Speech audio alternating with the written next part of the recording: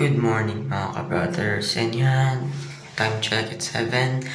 Samahan niyo ako maghatid ngayon for today's video. Samahan niyo ako maghatid sa aking pinsan na si Ate Javi ko. Gusto ko kasi makita yung school niya. Kaya tara mga ka-brothers, at yan, mag-toothbrush muna ako. So kasi sa CR muna ako, so yan. Kaya mga ka-brothers, mag-toothbrush muna ako bago tayo sa mga sasakyan. So si mga brothers. Eh mga brothers, pupunta na kaming kotse. Pasakay na. Yan, hindi sila sa likod. Yan mga brothers, ayos lang yan. Yan, buhat ko tong pinsan ko. Okay nga. Okay mga brothers, sasakay muna kami para pumunta na sa URS Morong. At papakita ko sa inyo yan.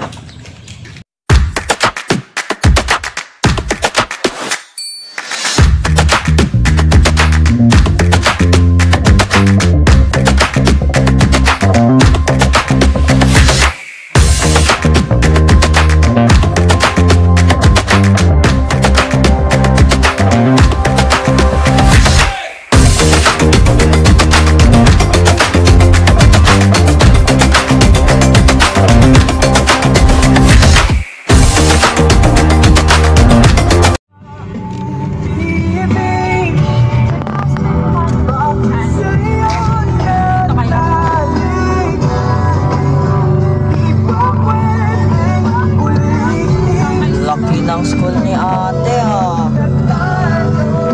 Nakaskwera pa pala. Palipat. Dito muna kami.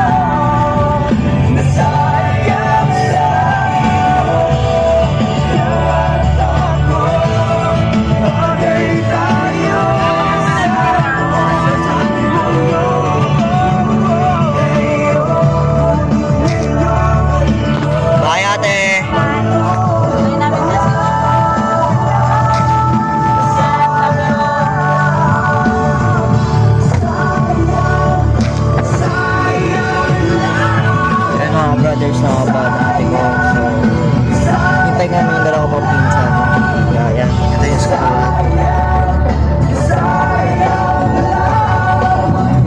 Hintay na namin message ng ate ko. So, yun yung ito, dulog. Ito, antok. Yan. Grabe laki ng school ni ate. Ayun na. Doon talaga ang rooms nila. Laki ng ano eh, field. Nasa Tagaytay.